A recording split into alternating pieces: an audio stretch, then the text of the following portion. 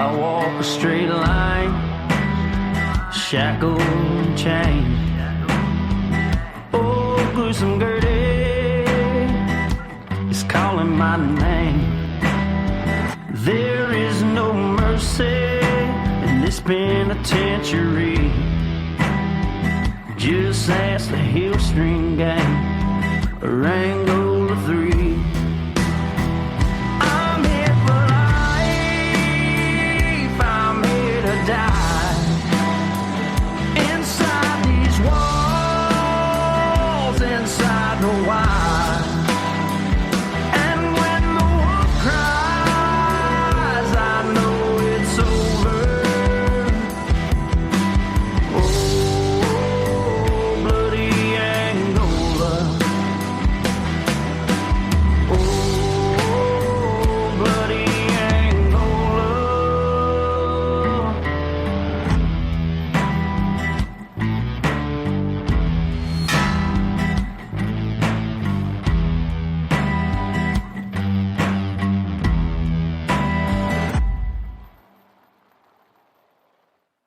Hey everyone, and welcome to this episode of Bloody Angola, a podcast 142 years in the making. the complete story of America's bloodiest prison. And I'm Jim Chapman. And I'm Woody Overton. And y'all, we have got, Woody, I'd say one of the most highly requested stories we've had since we started. Right, I agree with you, but when people request this, they're thinking about a movie. They don't know the real story. They don't. And as someone who, in preparation of this episode, actually watched the movie again, I can say it's nothing like it. No doubt you did your research and the homework on it, and you found out things that I didn't even know. But I knew the true story, and I knew when I saw the movie, it was kind of like two different things put together. But this is some of this, y'all, is going to be hard to hear, but we always told you it'd be different on Bloody Angola. That's right. So we're going to get to talking today, and we're going to name this episode The Real Dead Man Walking. And y'all, we're talking about Robert Willie. Okay. So I'm going to start telling you about Faith Colleen Hathaway. Now, Faith was born in Orlando, y'all, in 1961. But she grew up in Mandeville, Louisiana, which Mandeville is about an hour east drive of Baton Rouge and right across Lake Pontchartrain from New Orleans. And Faith had been around. Her family had traveled a lot. Her family had left Louisiana for a few years and then the mid-1970s to travel, and they spent a lot of time in Ecuador and Haiti. I guess maybe they were doing mission work or something. Yeah, and primarily mission work. Yeah, well, going to these different countries helped Faith develop a love for learning different languages and sparked her interest in joining the military. And she knew that soldiers who were bilingual were desired and sought after by the U.S. Army at the time. And by her senior year of high school, she signed her commitment to join the Army, just like I did, Jim. So immediately following graduation, she was going to get shipped out to basic training. That's it. So on May 21st, 1980, she did just that. Woody Overton, she graduated from high school, and at 18 years old, she had her sights on reporting to active duty. And that was like a week later, on May 28th of 1980, she was to report. She's rolling just a week after graduation. But sadly, she never made it. Yeah. On May 27th, 1980, Faith awoke. She had breakfast at McDonald's in Mandeville, which is a smaller town back then. Yeah. Now it's pretty big. Pretty big. But back then it was just a little podunk town. And she did some shopping. She actually shopped for support bras because her recruiter mentioned she's going to probably need those for basic training. And she was running out of time to have to report, as basic training, as we told you, was, the next day. Right. So she returned to the apartment complex her mom managed, where her and a friend, they shared a separate unit from her mother and stepfather. She's 18 and it was the 70s, y'all. It was different. It wasn't like it was, nowadays you think about that and it's like, What? Right. I'm not going to let my daughter do that. But totally different time, totally different world. Totally. And she decided she wanted to go swimming in the pool. So she did that. Then she gets dressed, and she had kind of her last day at work before joining basic training. And she worked at a local restaurant. Yeah. You know, the difference between her and I, when I went 8 years later, I wasn't trying to work the day before. I wasn't either. Her commitment. That's right. I was getting drunk as shit for probably a week before, but she was a go-getter. Worked all the way to her last day at work, and after working her shift, she had some friends who contacted her. Well, one friend in particular, and she said, "Hey, let's go out for drinks after you get off work. It's your last night in town." And so that's what they did. They go to a local bar and celebrate her kind of leaving the next day for basic training. And the next morning comes, and that's May the 28th. And Faith's mom went to a Faith's room or her apartment, whatever you want to call it, to spend some time with her before her Army recruiter showed up to pick her up and bring her to the military bus that would take her to basic training. And when Faith's mom opened the bedroom door, she was surprised to see that Faith hadn't slept in her bed. And she woke up Faith's roommate and asked her, say, "Hey, where's Faith at?" And her roommate said that she had gone to bed early the night before and hadn't seen Faith since she left for work the prior night. Mm. So Faith's mom then calls, now yelling, there was no fit cell phones. Faith's mom then calls the friend that Faith had drinks with the night before, and she was hoping that Faith had stayed the night at her house, but she hadn't. So naturally, what do moms do? Because this wasn't like Faith, right? Her mom panicked, and she got in contact with Faith's biological father, who lived in New Orleans, and Faith was really tight with him. And she told him, said, "Hey, I can't find Faith," and she never came home, evidently. So he jumps into action and went straight to the police and reported her missing, both to the Mandeville Police Department and the St. Tammany Parish Sheriff's Office. Yeah, this guy just kind of like got into action. Dad mode, right? Yeah, dad mode, and mom was sort of in a panic, understandably, and thank God one of them, could keep a level head long enough to think about what to do. So on the following day, which was Thursday, May 29th, 1980, a multi-state alert was basically put out on her disappearance. And by Sunday, personal articles of clothing were discovered in a remote 47-acre tract of land in Franklinton, Louisiana, which is about an hour's drive north, y'all, of Mandeville, where she was last seen. In Washington Parish, really, really rural. Yeah, very rural. The only thing over there is a paper mill. That's it. And you can smell it. Yeah, when you're passing through. The belongings were discovered really by mere chance. There was a family. They were picnicking in the area, and their 7-year-old daughter walked up to them, and the daughter had a tube of lipstick. The mother asked her, she said, "Where did you get that?" And the child said, "Behind a tree." And there's a lot of stuff back there. Lord. So the family kind of goes back there and looks, and they discover a full case of makeup, a bunch of clothing that turned out to be Faith's. And how they kind of knew it was her was they found a billfold with her driver's license in it, and it had some other belongings, which they go straight to Covington, Louisiana, and return those to the sheriff's office, not realizing at the time that this person was missing. They didn't, they were just being good citizens. They know Faith's missing, and now they, know basically a female doesn't go anywhere without her purse or makeup and the ID and all that, but her clothes were there. So they jump into action, and a search party was formed on Wednesday, June the 4th, 1980. Faith's body was found in some thick underbrush, just 200 yards from where her belongings were found 5 days earlier. Faith had been brutally raped, and her throat had been slashed. Her body was locked up in rigor mortis in a spread eagle position, legs forced open, arms above her head, several severed fingers. And this is a sign, y'all. Naturally, the severed fingers is a sign that Faith tried to defend herself, but ultimately it was futile. Yeah. She had been stabbed repeatedly in the neck with a large knife and had a total of 17 stab wounds. And it's like the cut across her throat was so deep that her necklace was embedded into her flesh. The pathologist who performed the autopsy said that her death was not immediate and had to be excruciating. And basically, it took long enough for her to bleed to death. It's a horrible, horrible death.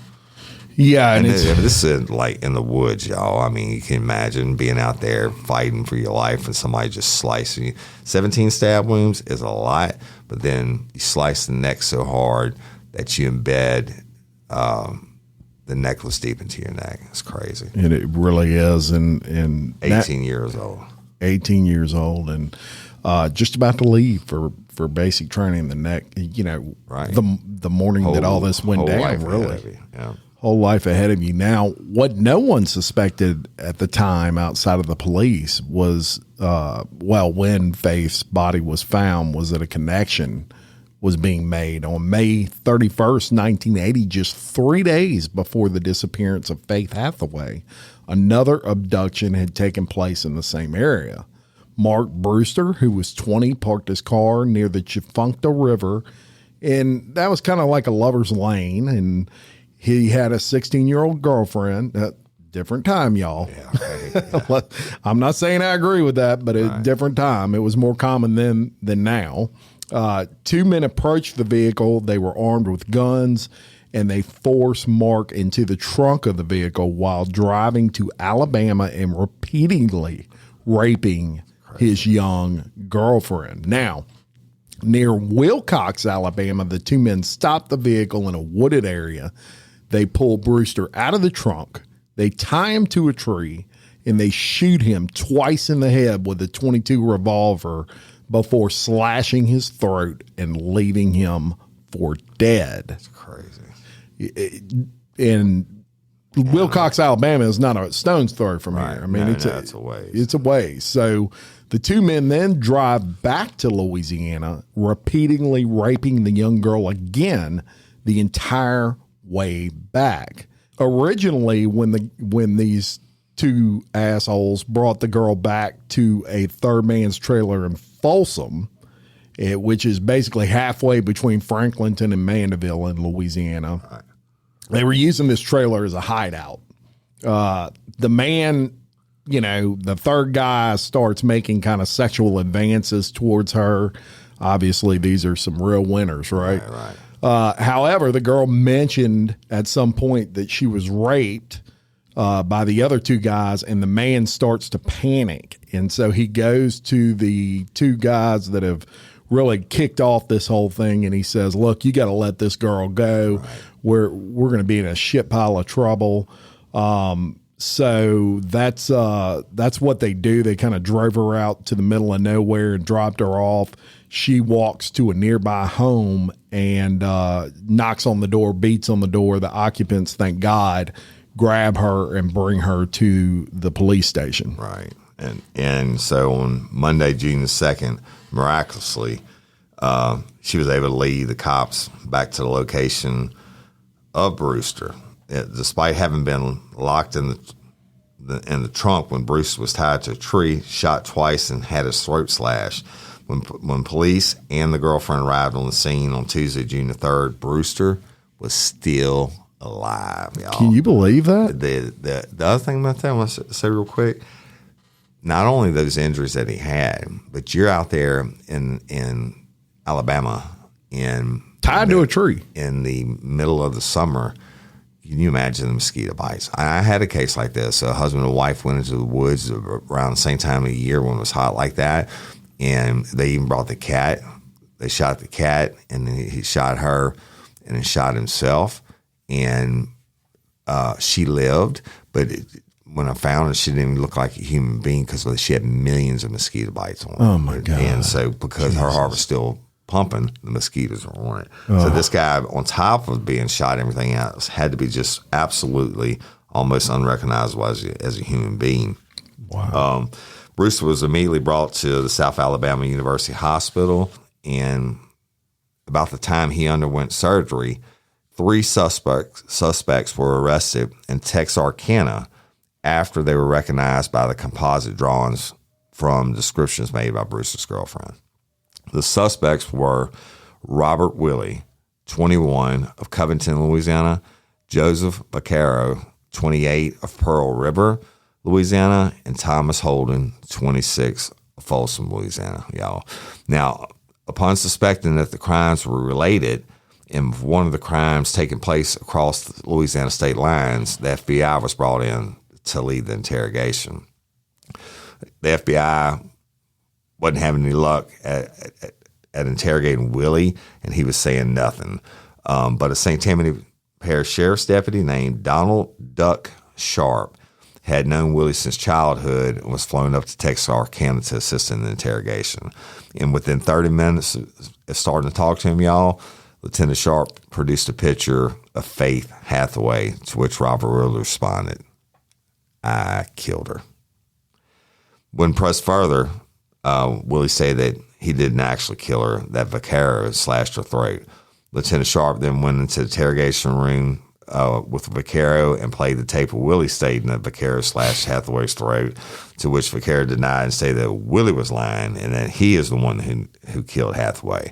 And that's typical interrogation techniques, y'all. Yeah, that's what I was going to ask you. As an interrogator, is it critical to play one against the other when you have? Absolutely. Look, you think your homies, your ride or dies until the motherfucker saying, no, I killed her, but no, actually I didn't kill her. He killed her. And you go play it for him, and it's a he said, and you both getting hooked. Yeah, and I found it interesting that that they had the FBI had the wherewithal to actually admit, we're not going to get anything out of this guy. That's got to be hard. I mean, as an interrogator, you think you can get everybody to talk. And right. Well, the thing about the FBI, and I'm not throwing shade on them, and I've worked with them on task force and everything else, but they're experts at federal crimes. Okay, they're not expert interrogators. Yeah. Right. But they were smart enough to know that they needed to bring somebody in to make that personal connection to get them to start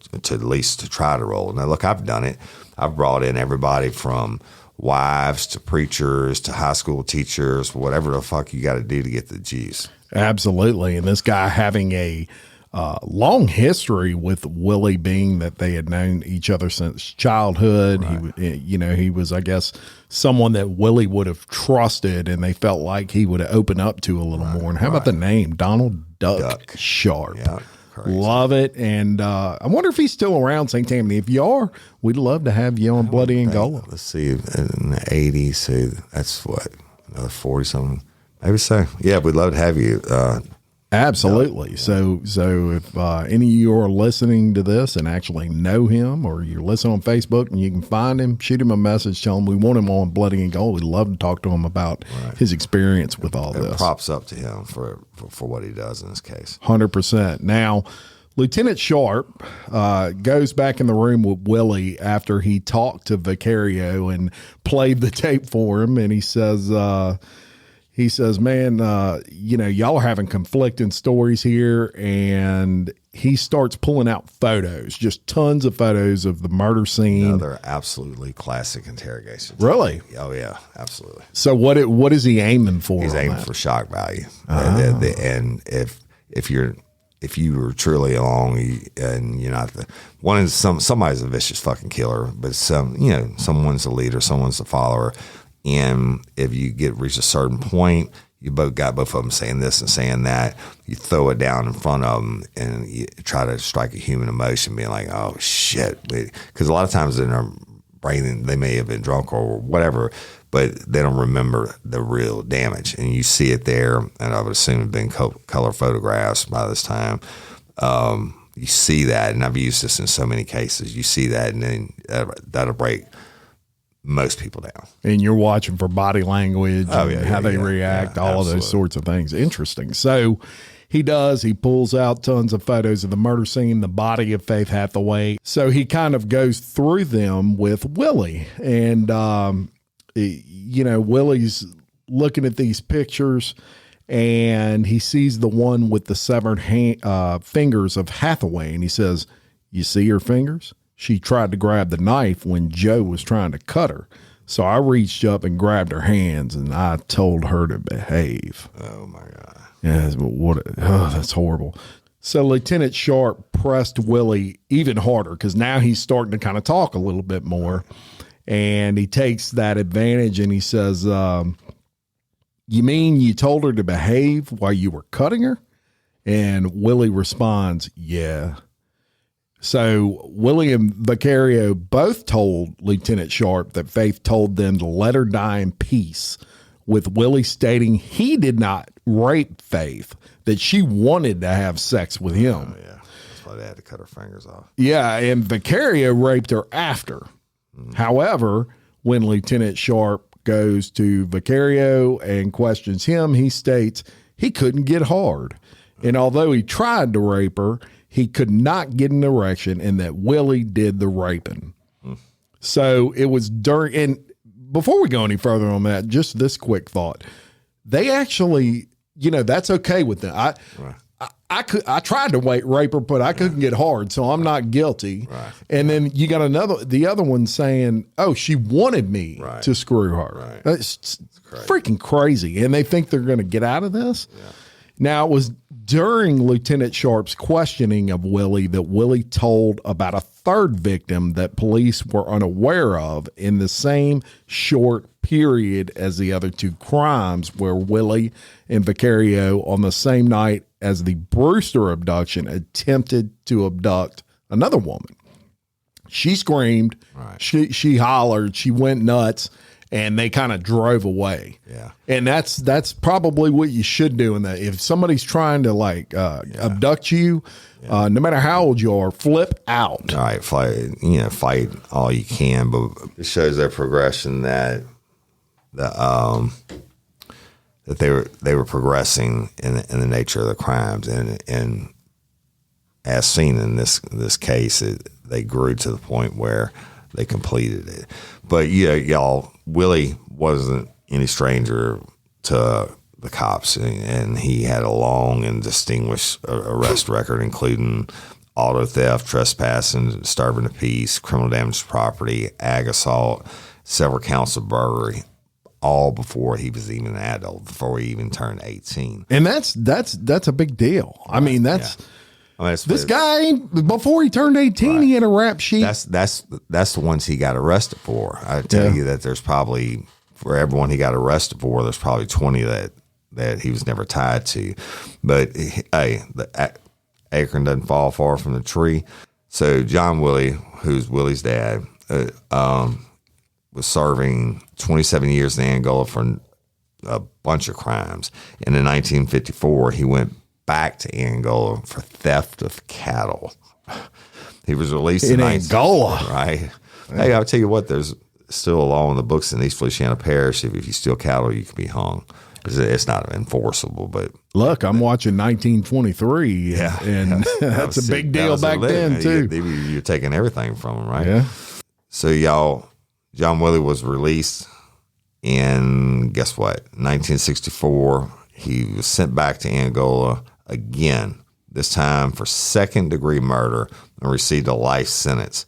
But that sentence got commuted to 10 years, and he was released in 1972. But he then went back to Angola for aggravated battery and was released for the last time in 1983.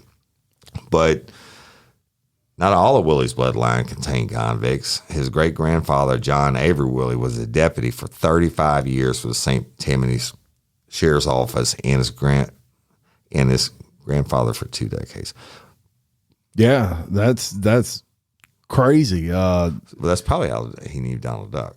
Somewhere along that line, that bloodline changed from heroes to convicts. Yeah, I actually think there's a very fine line. I think the best cops were probably OG convicts kids. They were walking that line. Someone knows me. I hear you. So just a little history on that to kind of, people a lot of times want to know what the family history was like. Now, the trial for the rape and murder of Faith Hathaway starts. And in court, Willie made kind of easy work on the jurors who were looking to sentence him to death. He was a total asshole. He even stated at one point that Cuevas enjoyed being raped. And Cuevas was the young lady who was now identified as she was an adult. That was the one who was raped all the way to Alabama. All the way to Alabama and all the way back.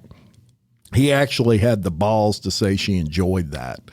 Yeah. Vicario is found guilty, and although the death penalty for Vicario was salt, the jury was not unanimous in the death penalty, and Vicario receives a life sentence. And back then, you only had to have 10 out of 12 to get a guilty verdict, but on a death penalty case, if you're going, there's two separate phases. You have the trial phase, and he was found guilty for would have been first degree murder, and then you go into the penalty phase. And for the penalty phase, if you get the death, it's got to be 12 out of 12. So somebody felt guilty and didn't want to send them to die. No doubt about it. Now, Willie's mother, Elizabeth Ullman, who would help her son evade police, pled guilty to accessory after the fact, and she served 1 year of a 5-year sentence. That was the one thing in the actual movie, Dead Man Walking, they did talk a little bit about her prison sentence for helping him kind of evade police after the fact. So Robert Lee Willie was found guilty of the murder of Faith, and he was sentenced to death. However, there was a technicality. Happens a lot in cases. It could have been he wasn't read his rights at some point. Yeah, it's the deal is a death penalty case is scrutinized much harder. I mean, had it been a regular burglary case or whatever, probably wouldn't have been looked at so hard that they could actually find a technicality. Right, and so no worries because the evidence was stacked against him. He appealed. It had to be retried, and he was again found guilty and sentenced to death. Now, next up was a trial for Brewster and the 16-year-old Debbie Cuevas, who I just told you about. You see, in the trial for Faith Hathaway, Debbie Cuevas actually testified. She wasn't, obviously she wasn't involved in that court case from a victim standpoint, but she testified maybe to the state of mind of these individuals. Well, it shows that they're beasts. Yes. And then that Hathaway wasn't the only one. 100%. Now, because Brewster and Cuevas were taken across state lines, this became a federal case. And under the Federal Kidnapping Act, which was brand new back then in 1980, and basically gave federal courts jurisdiction over any kidnapping that goes over state lines. They just have more resources than your state government does. They can coordinate. That's smart criminals go across state lines because even now with the FBI and this act, but back then, especially because law enforcement agencies didn't have the communication resources they do now.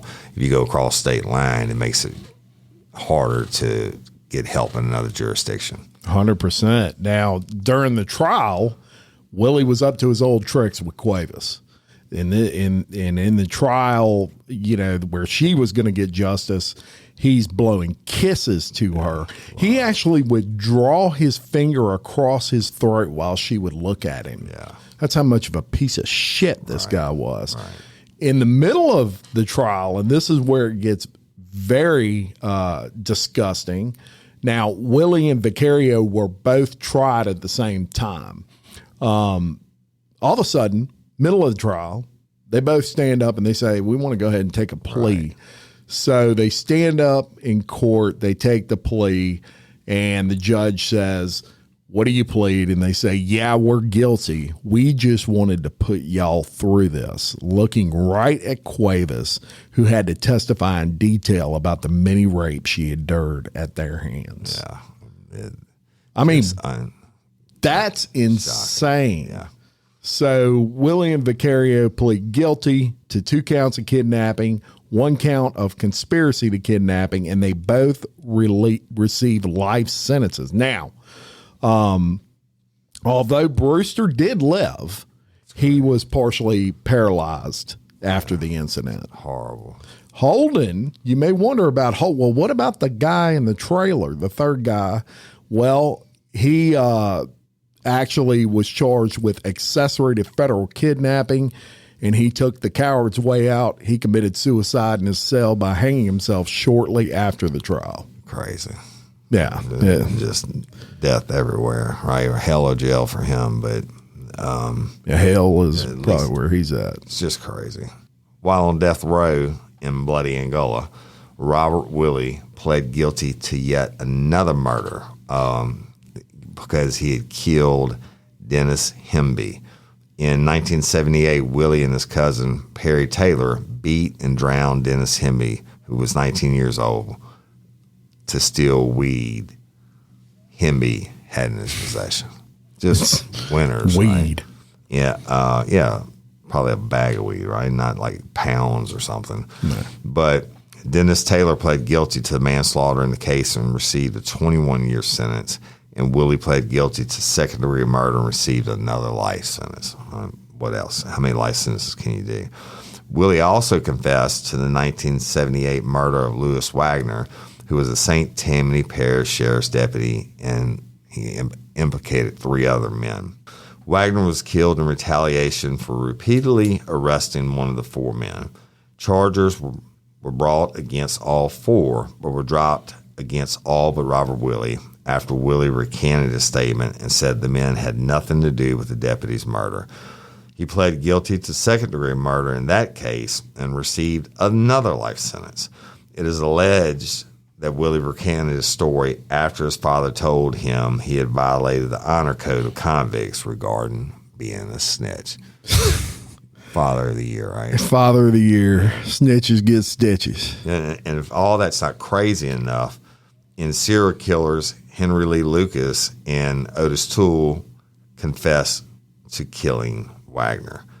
When they confessed, Willie completely recanted his story again, saying the only reason he confessed to the murder is he assumed he would stay in the St. Tammany Parish jail for a trial, which he knew would be easier to escape from than Angola. It's crazy. Willie also claimed to have killed 2 other men, one being a hitchhiker and the other being a brick truck driver. He gave no details on the hitchhiker, but said he killed the brick truck driver after robbing him and then disposed of his body in a pond along the interstate in St. Tammany Parish. Absolutely crazy. I feel like I lost how many counts of how many murders that is by now. Total serial killer. Yeah, absolutely a serial killer. So, and just to back up for a second on something you just mentioned, Woody, and that was the name Otis Toole and Henry Lee Lucas. Right. We're not going to go into, that's a whole nother episode. We'll tell you all about those jokers. Right. But I will tell you they were sexual partners, openly gay serial killers that had confessed to over 250 killings throughout their, I guess, serial killer reign. And so just a whole nother story with those guys. As a matter of fact, Otis Toole is, if you'll remember the Adam Walsh case back, right. I was a young buck back then, and that scared me to go play around in a mall because he got beheaded after being kidnapped from I believe it was a Sears department store. And of course his father, John Walsh, became a huge advocate for, the milk carton stuff where you see the kids on milk cartons. That was John Walsh that spearheaded a lot of that. Whole nother story. I'm getting chills thinking about it because that's important to tell. Also, America's Most Wanted. America's Most Wanted. But Otis Toole, to sum that up, is who confessed to that murder. And as a matter of fact, his lover actually confirmed that. But there'll be more on that in another episode. So, if you've seen the movie Dead Man Walking, like I just talked about, it's based off of a book. And that book was written by Sister Helen Prejean. Right. Now, Sister Helen Prejean's book is centered around the facts of her experience as a spiritual advisor for the Angola condemned. And it really is an amazing account, y'all. She is, believe it or not, she's still alive. And a really amazing lady. I think anyone that commits, to religion as she has, and in her mind, everything she's doing is for good. And so who am I to argue with that? But that being said, the movie is very loosely based on the reality of Robert Willie. It's Hollywood, y'all. They didn't want to show accurate accounts of Willie's murders because, let's face it, if you had known what I just told you about this guy, you're not going to feel sorry for him. You're not at the end of the movie. If you didn't know any better, I almost felt sorry for him. Yeah, that's crazy. It really is. Now, her work as an advocate against the death penalty, it's known worldwide. And she's 83 years young as of today and resides in the Slidell area, I believe, just an hour from where we're currently recording this episode. So, hey. Still St. Tammany Parish, Sister Prejean, if you're listening, Woody and I would love to have you on the show. We would love to have you on, Sister. I mean, I respect what she does. 100%. And I mean, can you imagine? Actually, if I'm not mistaken, Willie's case was the first one that she actually took on. Yeah. She was young. Right. Yeah. And then it was the first. Well, you remember exactly right. As a matter of fact, they were kind of like pen pals. She was writing to inmates and had never even met a death row inmate before. And then went over there and caught a lot of flack for it. Now, but you think about this guy, Willie, the one thing I think they probably got true in the movie is when he tried to make sexual advances at her. He's a fucking animal. Let's go to Robert Willie's execution.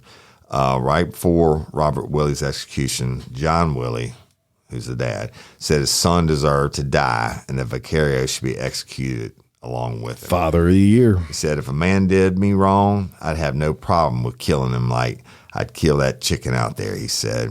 But I could never do anything to hurt a woman, a child, or a young person, right? Because you got to have some morals, huh? Yeah.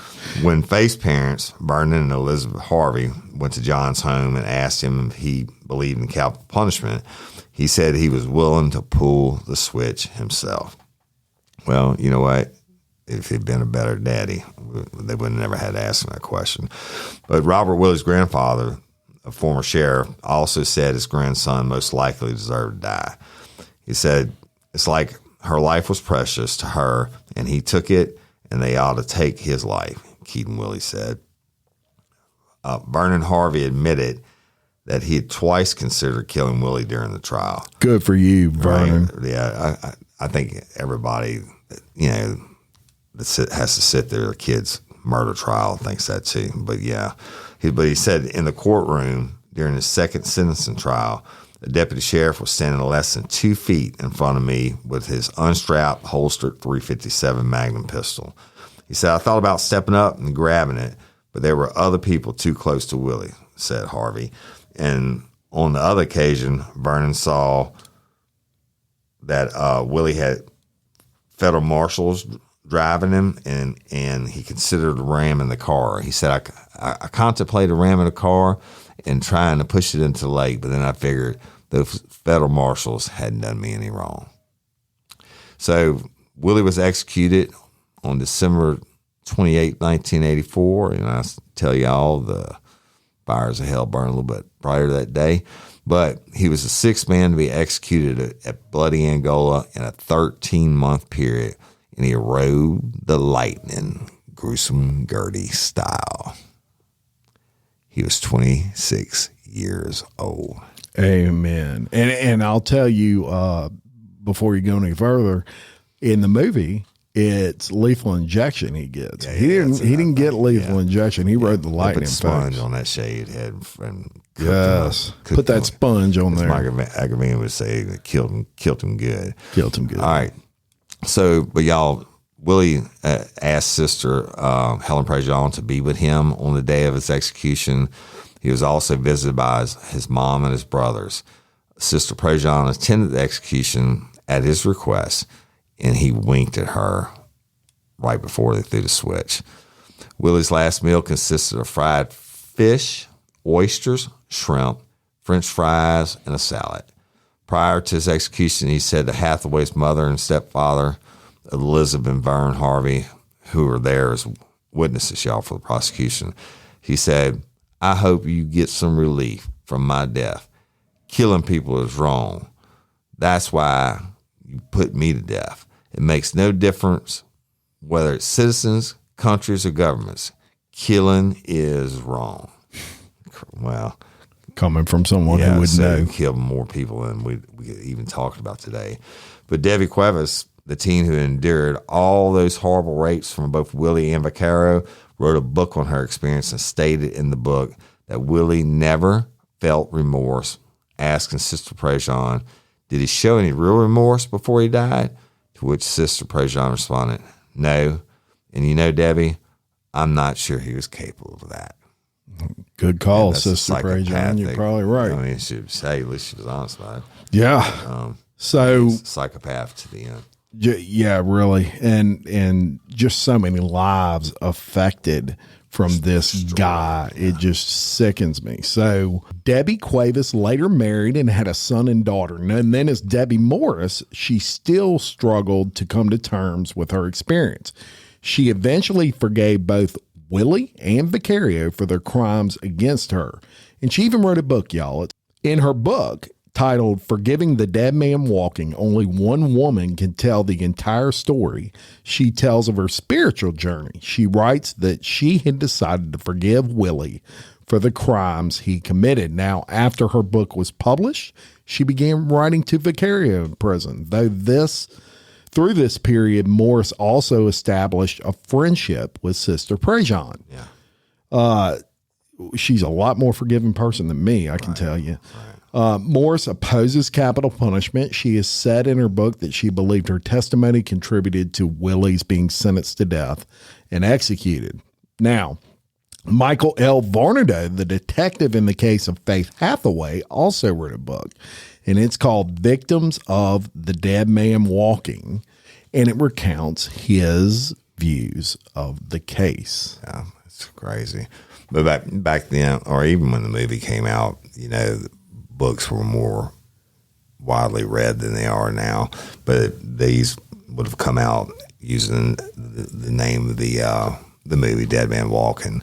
Sure. So they can tell their side of the story. Absolutely. And look, when this movie came out, and I think everybody in that movie won some sort of award. It was up for an Academy Award for Best Movie at that time.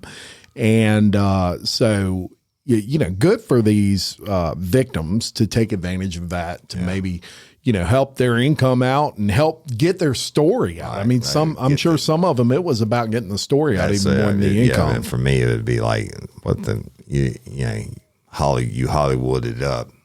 Let's tell the real story. Yeah, let's tell. And that's what I love about doing, you know, Bloody Angola is that's what we just gave you. Right. We gave you the real story of who this guy is.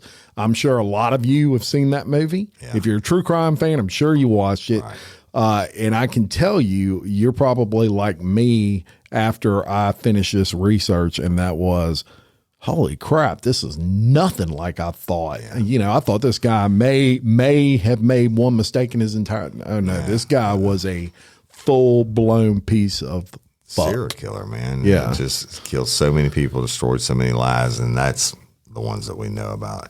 But anyway, we want to thank y'all for listening to this episode. Our Patreon members, you're getting more episodes than probably any other podcast in the history of the world gives. We hope you're enjoying them. Y'all, if you want to be a Patreon member, you can go to Patreon, just type in Bloody Angola Podcast. It'll pull up, or you can go to the Facebook page. We've got our little link tree there. You click on that, and that's got our links not only to our Patreon, but all of everything we pretty much have now. We have different levels on Patreon. It's everything from our chase team to our CERT team to our tie down team to the warden team. And as it goes up, you get more and more perks. Please go to the chase team, or the Patreon team site, and you can see what those different membership levels will get you. But it's really the only way we can continue to do the show is through our Patreon team. And then we even have the option, if you get the discount, if you sign up for a year at a time. And so we want to thank everybody that's done that.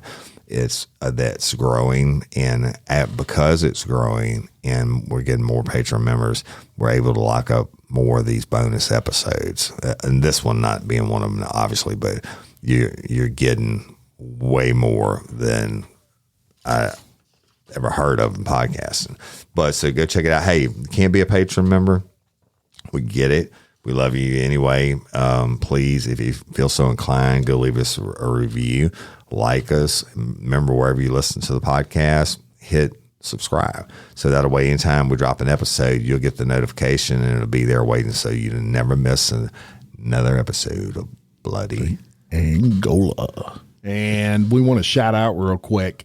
Each episode we're going to take a different team and we're going to kind of shout out those members. So today we want to shout out our CERT team members. Right, straight up. And y'all, CERT team is our affectionate name for, we keep trying to keep them all in the prison names. CERT team basically is a SWAT team. They're the ones who train to respond for everything from cell extractions to hostage situations to whatever, special kind of security.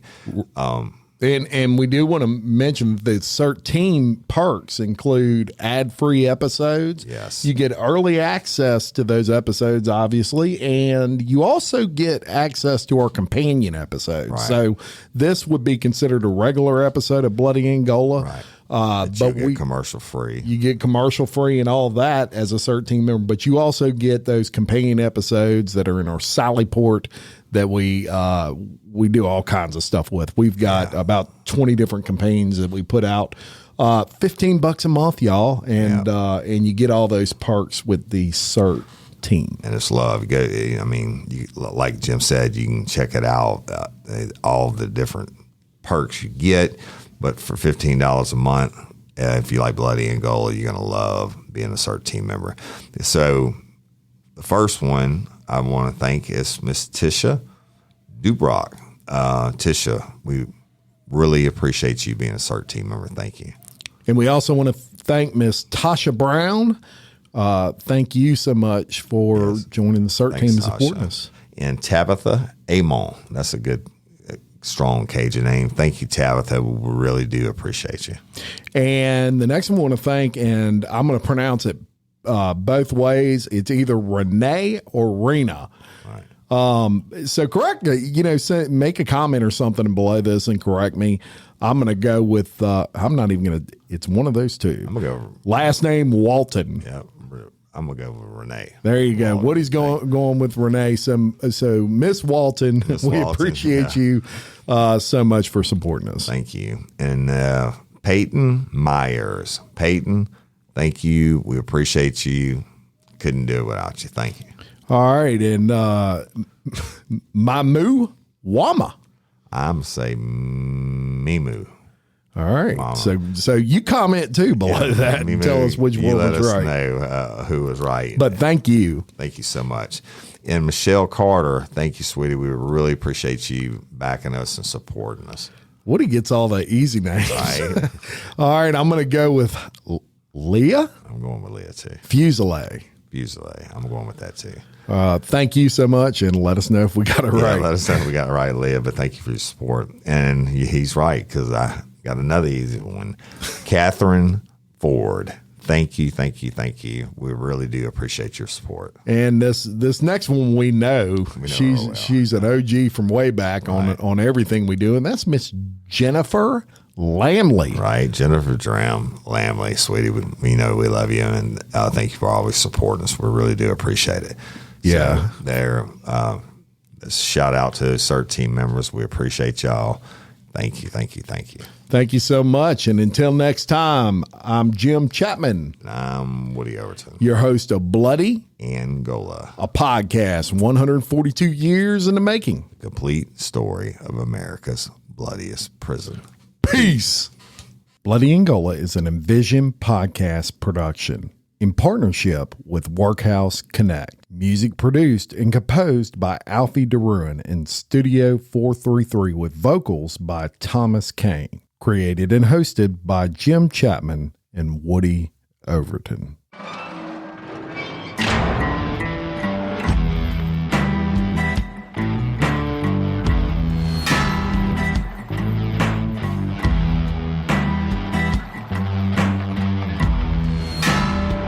I walk a straight line, shackled and chained.